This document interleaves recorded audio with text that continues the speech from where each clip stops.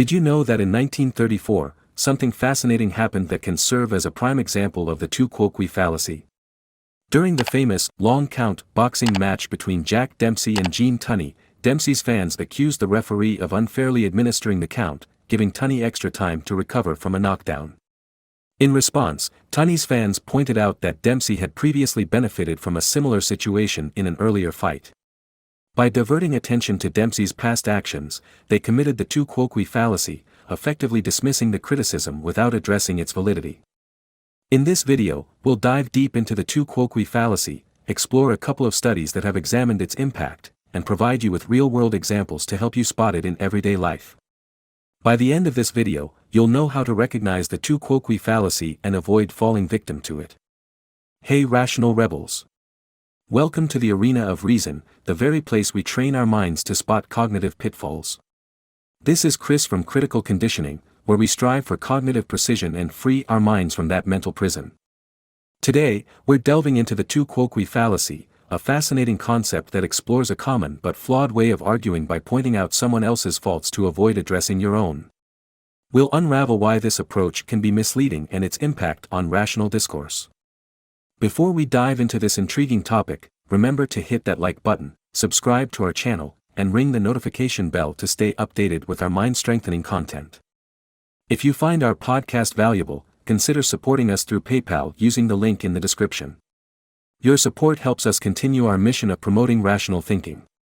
Also, please share this episode with someone you know who might be interested in understanding the Quoque Fallacy. Let's share knowledge together. Let's get started. First, let's look at two studies that have investigated the Quoque Fallacy.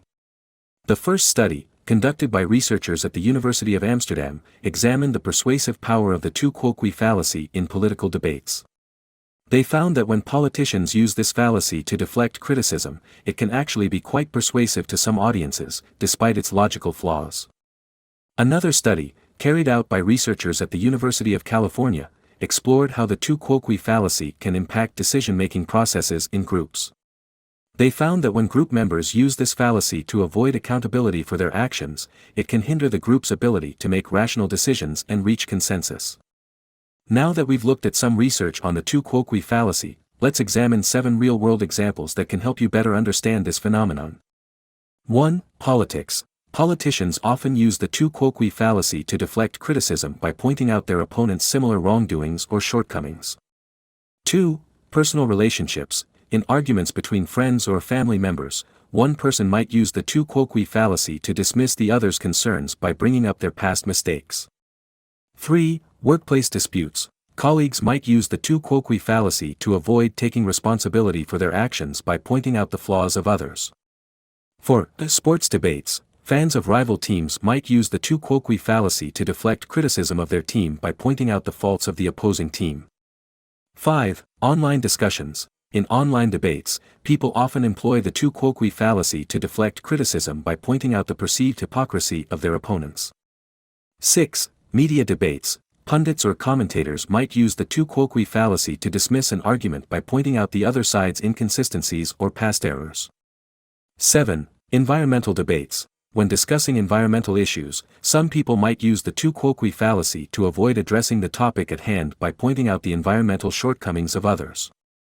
To spot the Quoque Fallacy in action, pay attention to situations where someone attempts to deflect criticism by pointing out the flaws or inconsistencies of the person making the criticism, rather than addressing the actual issue. This fallacy can occur in various settings, from personal arguments to political debates. To avoid falling victim to the Quoque Fallacy, it's essential to stay focused on the issue at hand and not be swayed by attempts to divert the conversation to the flaws or past actions of the person raising the concern. When engaging in debates or discussions, always focus on the arguments and evidence presented, rather than resorting to personal attacks or pointing out perceived hypocrisy. In summary, the Quoque Fallacy is a common logical fallacy that can impact our ability to engage in productive debates and make rational decisions. By understanding the Quoque Fallacy, recognizing its presence in real-world examples, and learning how to avoid falling victim to it, you can become a more critical thinker and make better informed decisions. Always remember that addressing the issue at hand is more important than focusing on the flaws or past actions of the person raising the concern. By doing so, you can contribute to more constructive, rational conversations and avoid getting sidetracked by personal attacks or perceived hypocrisy.